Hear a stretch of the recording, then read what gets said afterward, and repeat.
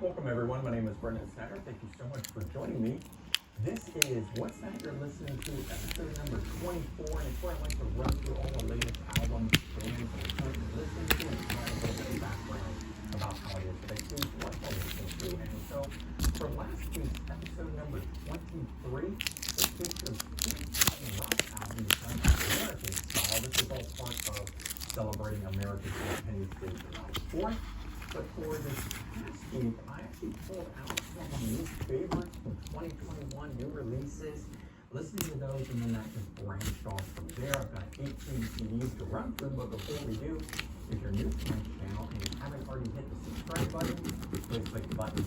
Also leave a comment, hit like, all those things help support my channel. I would greatly appreciate it. And of course, there's an added bonus by subscribing.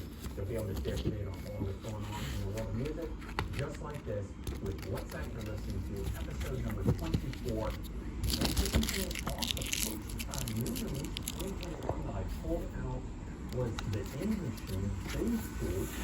This album here is their second studio album, Docking side project, or offshoot, if you will. And basically, the band Docking, minus vocalist Don Docking, with Robert Mason singing. Robert Mason has sung with a lot of great bands. He started off with Lynch Mob, he's done Cry of Love, and he also currently sings with Warren. So, pretty cool project there. Because he used to sing with Lynch Mob, he got the guys from Docking, and of course, George and Lynch from Lynch Mob. This project here actually can sound more like Lynch Mob than Docking, but it is great nonetheless. And so the next one was TNN, Slave to the Empire. This album came out in 2012. It was originally supposed to be called Tooth and Nail. That's where the TNN comes from. But there was another band with the name.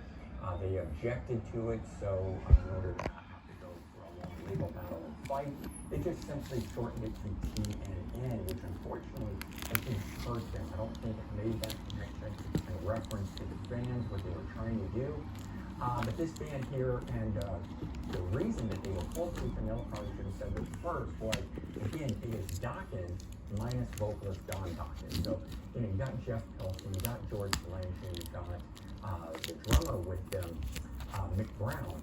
So you got the full lineup, and then what they did, they did the half new material sung by Jeff Pilson and half re-recordings of Docking classics, where they brought in some vocalists, including Robert Mason sings on one of the tracks. You got Doug Pinnick, you got Ripper Bowen, you got a lot of great vocalists in there. So it's a pretty cool, unique album in that regard. And then just from that, I had to go back to one of the classics, Lynch Mob's self-titled second album, which features Robert Mason. This is from 1992. And had the classics, Jungle of Love, Mingle in the Web on it. So they were still getting radio play and stuff at that time. Great album, and that's where I was first introduced to Robert Mason. But with all that Robert Mason listening, I pulled out Warrant, Louder, Harder, Faster from 2017, which is the band's 9th studio album and most current, still featuring Robert Mason in the lineup on vocals. Warrant with Robert Mason is a very different animal than Warrant from back in the day with Janie Lane. Great sounding, new material and whatnot, but in my opinion, it just doesn't sound like Warrant that we grew up with. But a great band nonetheless. Glad those guys are out doing something. Robert Mason is a fantastic vocalist, so I'll continue listening regardless of what they choose to call their band. And then the next new release from 2021 that just really got me going, Blaze Bayley, Warwick and Mix, 2021, right?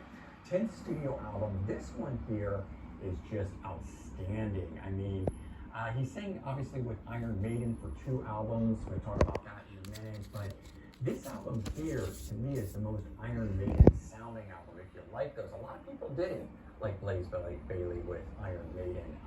Personally, I did.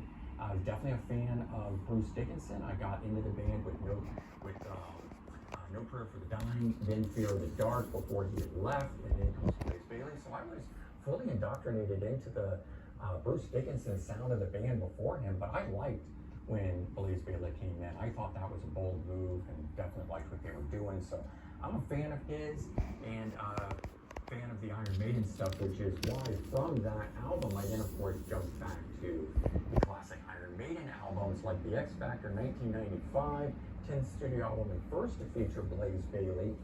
That one there I actually liked best, although the production at the time I didn't like.